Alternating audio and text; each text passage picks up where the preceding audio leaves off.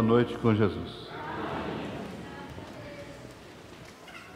Vamos ficar de pé, irmãos, vamos ler a Bíblia. Visto que temos um grande sumo sacerdote, Jesus, Filho de Deus, que penetrou nos céus, retenhamos firmemente a nossa confissão, porque não temos um sumo sacerdote que não possa compadecer-se das nossas fraquezas, porém um que, como nós, em tudo foi tentado, mas sem pecado. Cheguemos, pois, com confiança ao trono da graça, para que possamos alcançar misericórdia e achar graça, a fim de sermos ajudados em tempo oportuno. Senhor, nós vamos meditar um pouquinho na Tua Palavra sobre este altar, sobre este lugar elevado onde se oferece um sacrifício. Sejam 10 minutos, 15 minutos, 20 ou 30, 40 minutos, mas contanto que seja uma meditação que fale profundo aos nossos corações. Que o Senhor venha ao nosso coração é através da palavra. Davi disse: escondi a tua palavra no meu coração para não pecar contra ti.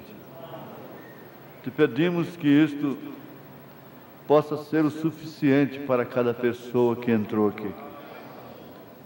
O mundo está cansado de espetáculo, de emoções.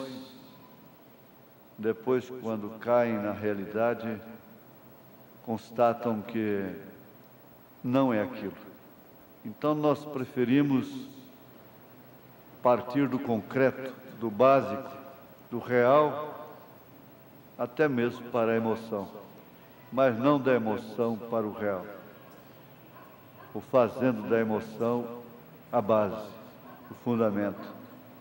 O Senhor tenha compaixão de nós, mais ainda, Senhor, e cura os doentes, liberta os oprimidos. Nós estamos esperando aquele batismo que transformará a nossa vida. Esse batismo vai transformar a nossa vida. E não vamos nos esforçar para sermos boas pessoas, mas de uma maneira social, religiosa. Mas seremos cartas vivas, seremos templos reais do Espírito Santo. Demonstraremos o poder da fé, da palavra falada, do poder do amor. E isso, então, é o que nos apraz. Nós estamos aqui à espera disto, em busca disto. E nós te pedimos isto, em nome de Jesus Cristo. Amém. Assentai-vos.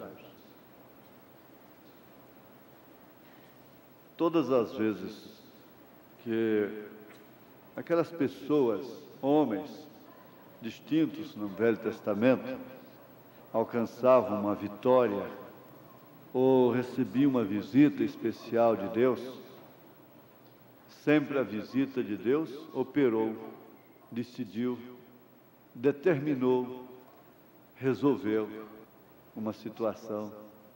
E então o que acontecia? Um altar era levantado. E o altar significa exatamente um lugar elevado para oferecer sacrifício. Agora, existe um altar, que esse é dedicado ao Deus vivo. Paulo viu isso lá no Aerópago de Atenas, e aquele paganismo terrível, disse: lá havia um altar dedicado ao Deus desconhecido. Altares para todo mundo, um altar para o Deus desconhecido. E voltando lá no princípio, Abel ofereceu um sacrifício sobre um altar, um lugar elevado. Caim fez o mesmo, e ambos dedicando sacrifícios ao mesmo Deus. Esse não era para demônios. O sacrifício de Caim estava sendo oferecido ao mesmo Deus de Abel. com mais essa análise, não é? Ao mesmo Deus de Abel. Ambos em altares, lugares elevados, com uma diferença muito grande entre um e outro. Que o altar de Caim tinha sobre si frutas, verduras, legumes, coisas que Deus criou, não foi o diabo. E o de Abel tinha apenas um cordeirinho. O de Caim era muito mais bonito, portanto. O de Abel era horrendo. Isso por quê? Era um cordeiro sangrento, balindo ali, tremendo, esgotando sangue e sendo queimado, oferecido a Deus. Já falando do sacrifício de Jesus. Agora, isso combinou perfeitamente com a revelação, sincronizou direitinho, encaixou. O de Abel não teve acesso aos céus, não combinava. Por quê? O sacrifício era justamente em função ou em razão da causa, do pecado que sua mãe cometera. E definitivamente nunca haveria uma queda se Eva tivesse apenas comido uma maçã. Ela não teria dado à luz a um homicida porque comeu a maçã. Comeu a maçã, ficou grávida de um homicida? Ou outra fruta qualquer? Ela não comeu uma maçã. Ela fez sexo com a serpente, que era um animal ereto entre o chimpanzé e o homem. E ali então trouxe a semente homicida, porque Abel era, sem dúvida, semente de Adão. E uma semente original, da criação original de Deus, nunca poderia matar, ser assassino, homicida. Agora, nós devemos tomar uma posição em relação a esse altar, porque o que acontece é o seguinte: às vezes não se oferece culto, porque fica sem altar, não tem um lugar elevado, e não oferece culto, afinal de contas. Não oferece nem o de Caim, nem o de Abel. Não tem altar. É uma casa sem altar. Não é uma casa lá com altar, um oratório, como costumávamos ver, aquela casa com um oratório ali dentro, e uma imagem de uma santa, de um santo lá dentro. Não é isso. O altar, um lugar elevado dentro do sistema familiar, dentro do sistema humano. Um lugar em que, quando se chega ali, o marido chega com a esposa lá mesmo, na casa, no lar, como dois irmãos, em fervente oração, dois irmãos em adoração. E você sabe perfeitamente que a mecânica disso é o culto doméstico. E o lar sem culto doméstico é um lar potencialmente destruído. Infelizmente, nós temos muitos homens religiosos que se entregam a espíritos religiosos e eles se tornam legalistas, exigentes dentro de casa, mas na verdade eles não promovem o essencial. É uma atmosfera espiritual cristã dentro de casa. Promove uma atmosfera pesada de religiosidade, de legalismo, de austerismo, mas não promove uma atmosfera espiritual. Isso por quê? Porque já foi no culto na segunda-feira, na quarta, na sexta, no domingo, então por isso não precisa ter culto doméstico. Mas eu volto a repetir, a mecânica desse altar é o culto doméstico, a parte mecânica. A dinâmica disso, é claro, a dinâmica está na vida vivida, mas você não pode ter uma dinâmica sem ter uma mecânica, sem ter um carro com todas as peças montadas, sincronizadas, no lugarzinho certo. um tanque cheio de combustível, você não pode ter uma dinâmica que é acionar a chave e a corrente então fazer explodir o combustível e acionar os pistões, então dar força para o carro se mover, correr e alcançar assim o seu destino, o alvo, lá, o destino que você quer alcançar através daquela condução. Não se pode pensar em dinâmica apenas. A igreja é uma extensão do lar, porque a igreja, na verdade, é a congregação, a eclesia, são aqueles que são chamados para fora, separados, e congregam assim, e ouvem e aprendem juntos, mas para levarem para casa, para a vida. Não é simplesmente para ser um espectador e dizer que mensagem bonita, e que grande culto, e que hinos maravilhosos, que grande encontro e outras coisas. Mas não se aplica, não se leva nada para o lar, para casa. O resultado, não há um lugar elevado ali dentro. Resultado também natural, o respeito se vai. Então constata-se que a igreja começa em casa. E todo lar, no sentido da palavra, tem esse lugar elevado. Isto é, um lugar que está acima de todas as circunstâncias humanas. Um lugar que está acima do desencontro dos signos. Um lugar que está acima do mau gênio, da natureza ferrenha, alterada, variável, volúvel. Um lugar que, quando chega ali, cala, deixa tudo embaixo. A própria natureza requer dos indivíduos vidas equilibradas, sentimentos equilibrados, pessoas que podem conduzir seus sentimentos de tal forma que não explodem, causando assim danos irreparáveis.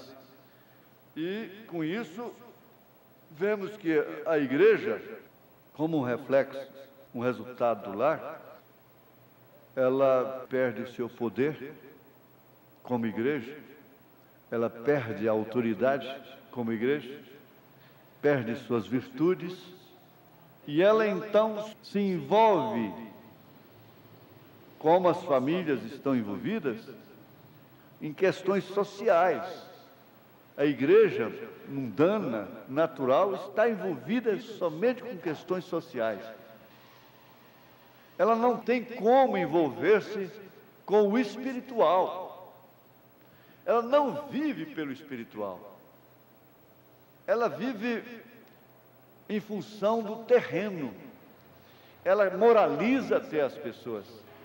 Ela faz serviços sociais e chega a moralizar as pessoas. Mas tudo isso é um âmbito terreno. Ela não tem como levar as pessoas para um lugar elevado. Mas é o Supremo Tribunal do lar, Supremo Tribunal da Igreja, onde a família deve julgar suas diferenças, julgar com justiça, sem parcialidade, em que ele tem direito de falar e ela também tem, de mostrar a luz da palavra. E ali cai um temor. No meu coração vem hoje habitar o Cristo. Cai um temor, e aquele temor resulta piedade. Uma escala, um degrau importantíssimo na estatura do varão perfeito. Porque isso é ser como Deus.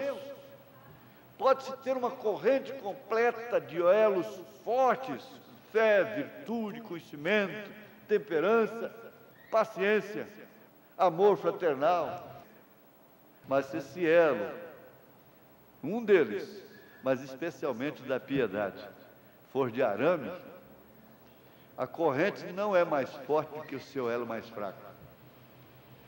E muitas pessoas estão enganadas, porque tendo mais virtudes que outras, mais elos, acham que têm tudo. E basta um elo não ser como os demais para estar ali o seu fracasso. Haviam, ou há, por que não dizer, altares de pedras e também de pedra no singular. Uma pedra só, enorme, uma rocha, formando um altar, tomada para um altar, que significa uma rocha. Altar de bronze. Agora, o altar de terra, que fala exatamente do homem, porque Deus diz: tu és pó.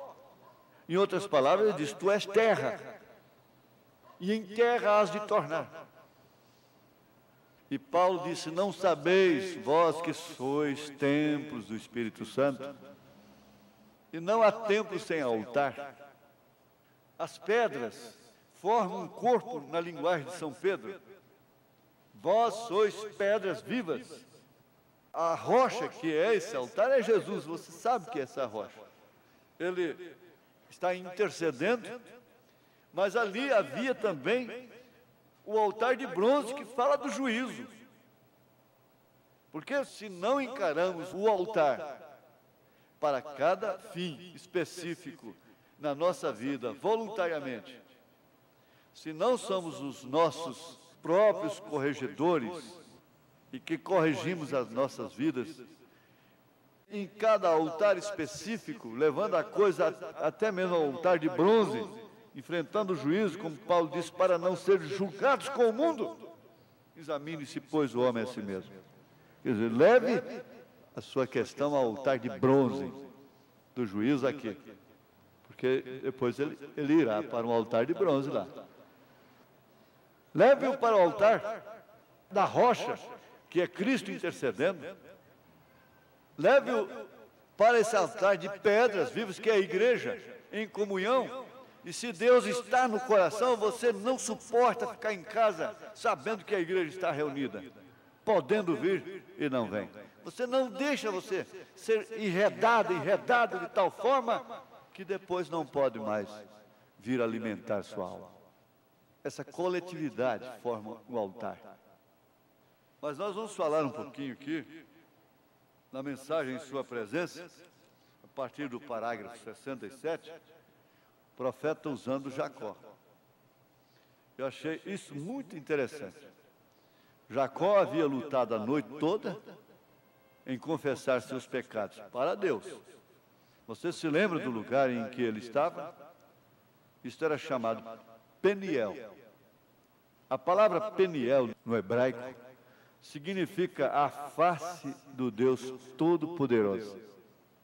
Isso quer dizer, Peniel é o lugar onde ele deparou-se com a face do Deus Todo-Poderoso. Jacó, o pequeno Rábula. Esse Rábula é pessoa que se dedica a negócios duvidosos. Ele tinha corrido todo o tempo, era esperto. O seu nome era Jacó, que significa suplantador. Veja só, é quem é pai de Israel. Isto é, enganador, tinha corrido toda a sua vida para longe de Deus, mas quando ele teve um tempo na presença de Deus, em Peniel, diante de Deus, ele agarrou-se a Deus e não o soltou de forma alguma. Deus, nós precisamos de mais Jacós, exclama o profeta. Deus, nós precisamos de mais Jacós, de pessoas que, vindo de suplantar, de enganar, de trapacear, de ficar irreconciliável, indomável, luta com Deus. Ele se firmou diante de Deus, na presença de Deus, ele ficou até o nascer do sol. Deus disse: deixe-me ir, porque o sol está se levantando. E ele permaneceu diante de Deus até o nascer do sol. Mas ele partiu dali justificado e salvo.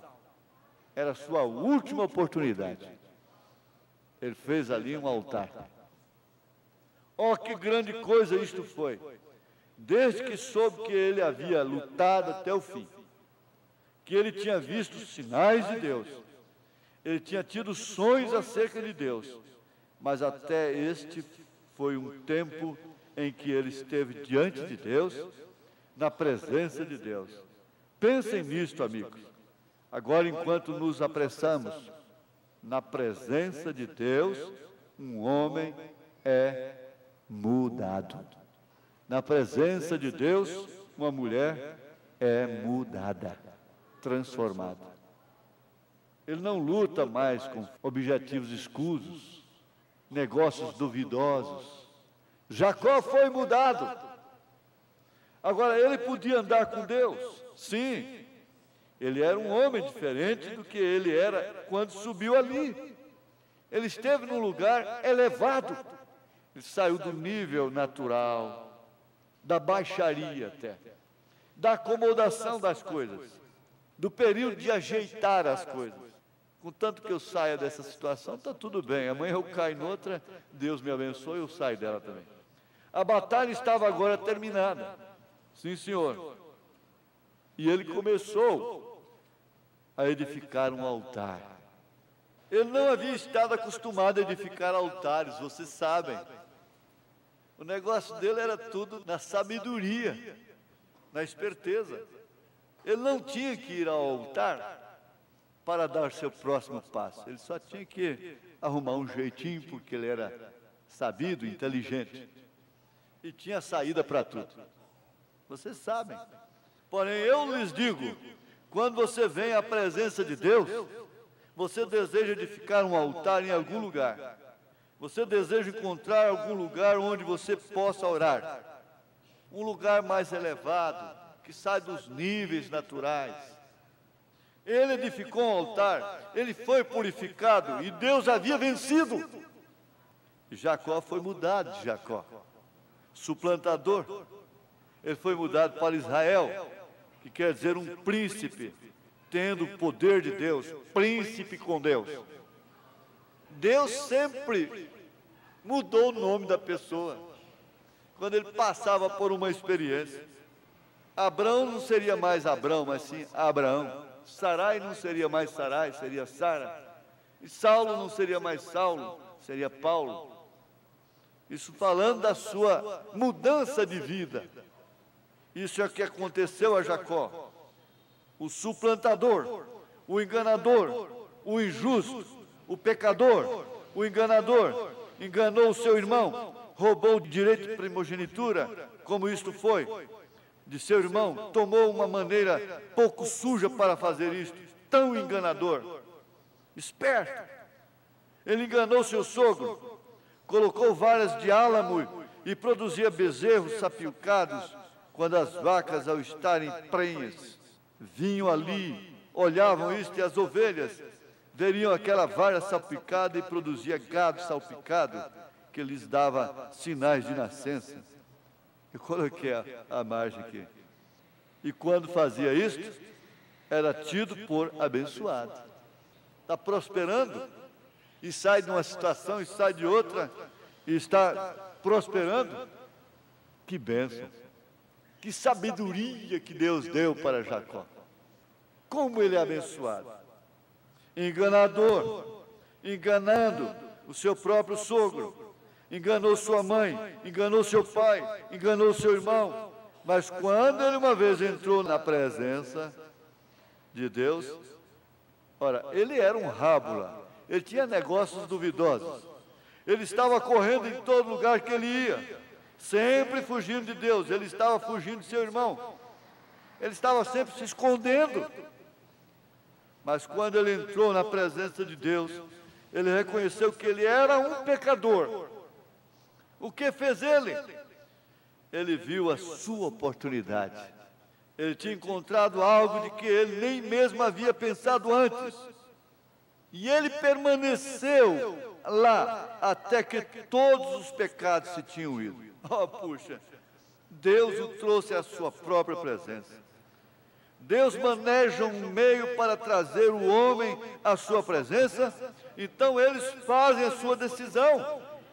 Aquele homem faz a sua decisão naquele lugar mais elevado, da baixaria, das palavras escaridosas, das palavras sujas, do mau caráter.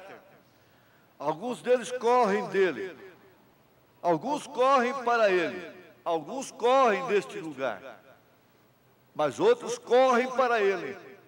Enquanto uns estão correndo deste lugar, outros estão correndo para ele.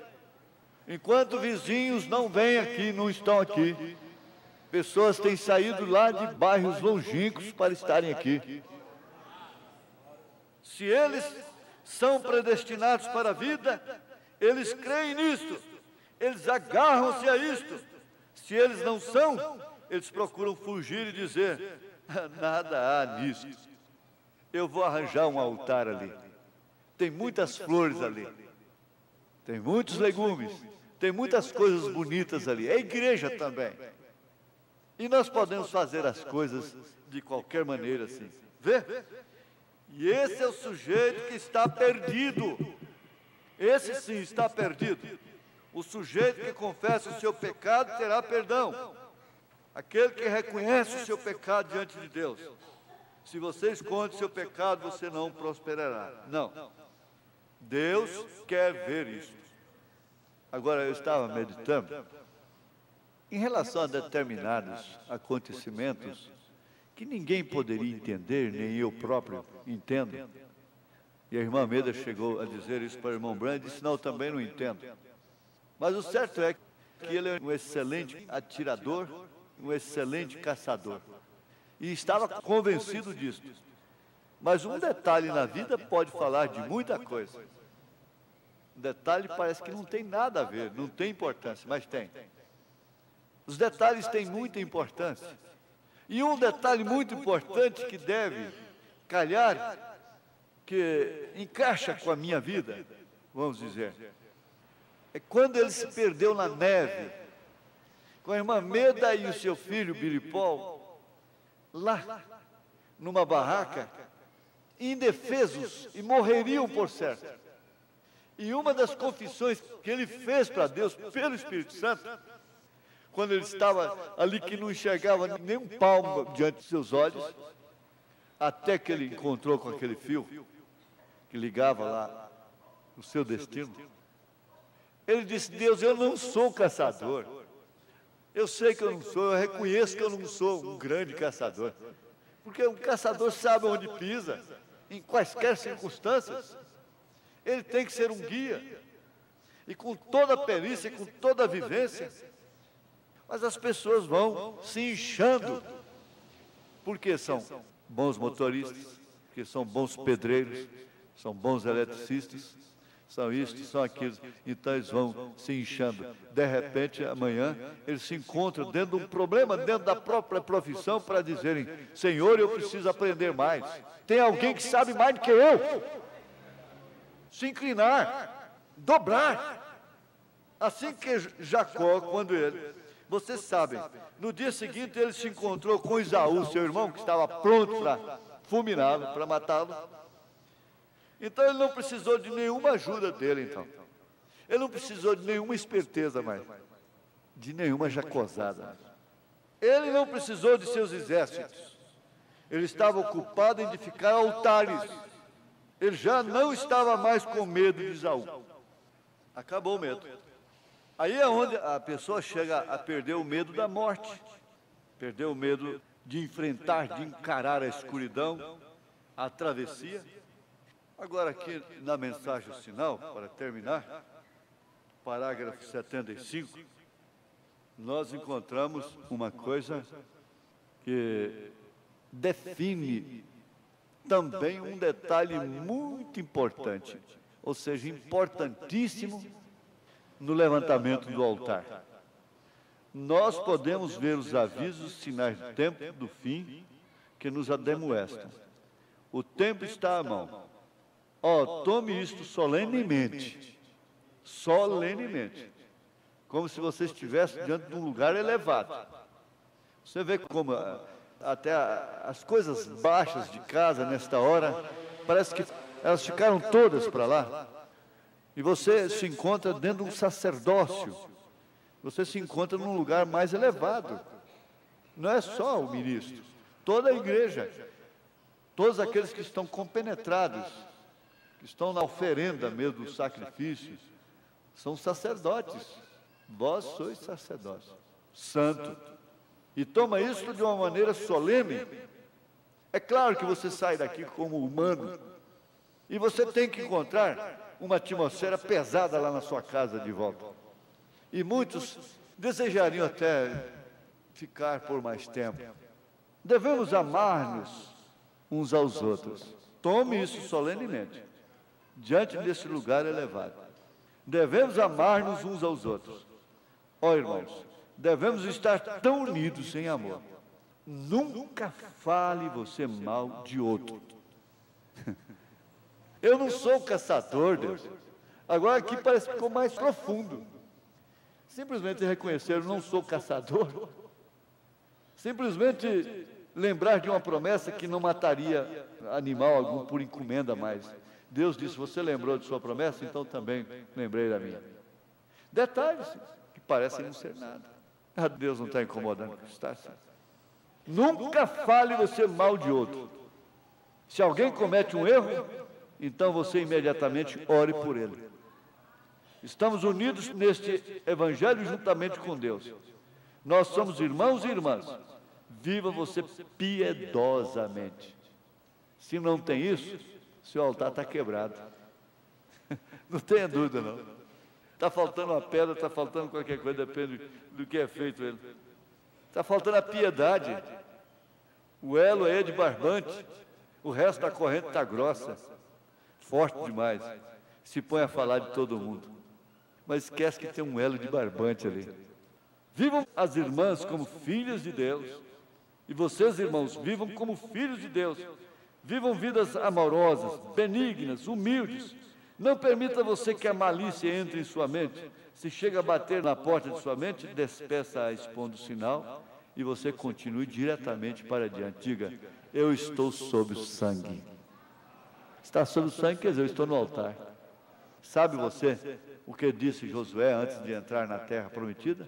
Lhes disse, lavem-se os vestidos, não se cheguem às suas mulheres, preparem-se porque dentro de 3 dias cruzaremos o Jordão. Amém. Amém. Veja, ele estava preparando-se para o quê? Estava aplicando o sinal. Amém. Não, depois disso você não terá nenhum medo. Nenhum medo. É isso. Aplique o sinal. Creia.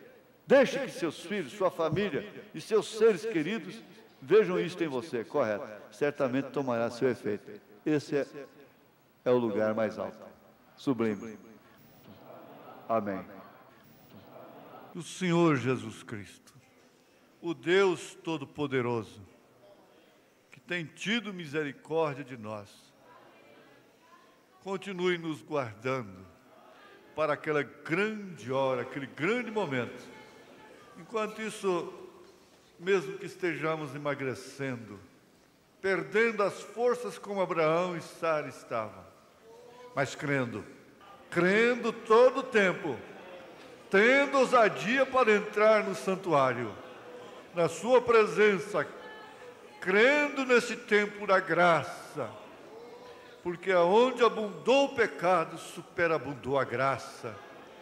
O Senhor agora põe a mão sobre você e te cura pela palavra que você ouviu, que você crê, em nome de Jesus Cristo, aquele a quem você representa nesta hora, seja também alcançado pelas virtudes dos céus, que o poder de Deus, da pirâmide divina, de fé, virtude, conhecimento, temperança, paciência, amor fraternal e amor, possa operar nesse instante em favor de todo o corpo de Jesus. Aleluia, glória a Deus. Senhor, ponha a sua bênção sobre ti, em nome de Jesus Cristo. Amém, Senhor. Amém. Aleluias. Aleluias.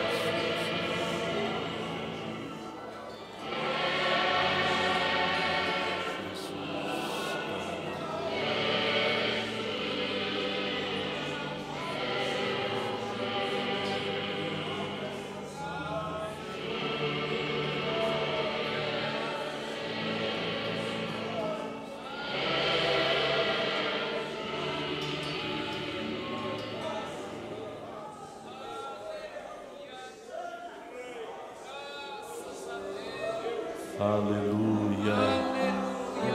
Aleluia. Ó Deus, Deus poderoso, força nossa, Deus misericordioso. Aleluia, aqui está o teu povo, Jesus. Este é o lugar para você se humilhar na presença de Deus. Neste altar, se humilhe na presença de Deus nesta hora. Reconheça, diga: Senhor, eu não sou nada, mas eu estou nas tuas mãos. Aqui estou, Jesus. Aleluia, aleluia. Derrame todos os teus cuidados aos pés de Jesus nesta hora. Entregue tudo a Ele, reconhecendo que só Ele pode todas as coisas. Aleluia, Jesus, aqui está os teus filhos, Senhor. Aqui está estes pedidos de oração. Lembre dos pedidos de oração. Pedidos por cirurgias, pedidos por empregos, por viagens. Aleluia, a temporada no Recanto, a comissão que está trabalhando ali, ó Jesus. Jesus, tudo está nas tuas mãos, ó Pai. Nós nos achegamos a este altar, a este trono de misericórdia. Aleluia, a este trono de misericórdia nesta hora. Crendo, Jesus, aqui está o teu povo, aqui estão os teus filhos. Crendo, Senhor, depositando aos teus pés todos os teus cuidados, todas as tuas ansiedades, todas as suas necessidades. Oh Deus, aleluia, aleluia. Cada pedido, cada clamor, cada necessidade, cada irmão representado, cada família, cada filho, cada esposa, cada esposo, tudo está nas tuas mãos nesta hora. Aleluia. Aleluia, é aqui o lugar que você pode conversar com Ele, que você pode entregar os teus cuidados, descansar na presença de Deus. Aleluia, aleluia, aleluia. Tudo que você tem de fazer é fazer o que nós temos ouvido, é depositar aos pés de Jesus e descansar, descansar em Deus. Aleluia, aleluia. Ele cuida disto, Ele tem cuidado disto para você, Ele tem cuidado de você, Ele tem cuidado de você. Apenas descanse nele nesta hora. Deixe Ele tomar conta disto para você. Aleluia, chegue a este altar com confiança, com ousadia, como diz o apóstolo São Paulo, com confiança, com segurança, e deposite aos pés de Jesus tudo que você tem necessidade nesta noite. Deixe os seus fardos, as suas preocupações, as suas ansiedades, deposite tudo isso aos pés de Jesus e se levante de cabeça erguida nesta noite como um vitorioso. Aleluia, aleluia. Enquanto você ore, lembre destes pedidos de oração, lembre da temporada no Recanto, dos irmãos que irão viajar, daqueles que estão viajando, daqueles que necessitam de um emprego, das peças de roupas. enquanto você está ajoelhado neste altar, na presença de Deus. Aleluia, aleluia, aleluia, aleluia. Você pode louvar a Ele, isto também é oração. Você pode agradecer a Ele. Aleluia, obrigado Jesus, obrigado Jesus. Graça, graça, graça, graça, graça, graça. Aleluia, enquanto você intercede pelo seu irmão, você está intercedendo por você mesmo, você está pedindo por você mesmo. Aleluia, aleluia, aleluia. Você já pediu, você já clamou, agora agradeça a Ele nesta hora, erga sua voz em gratidão nesta hora, diga graças a Deus, obrigado Senhor, graça, graça, graça,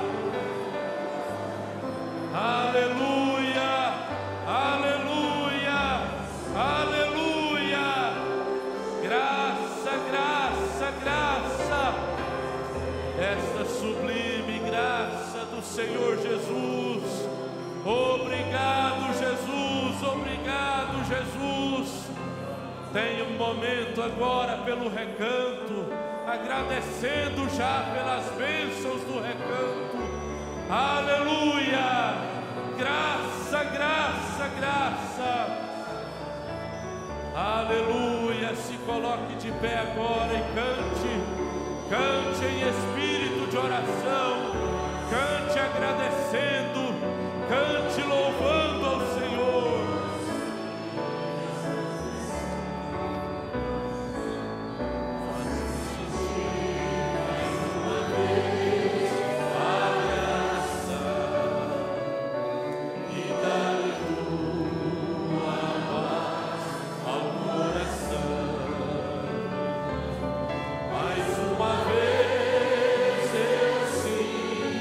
Meu pecado.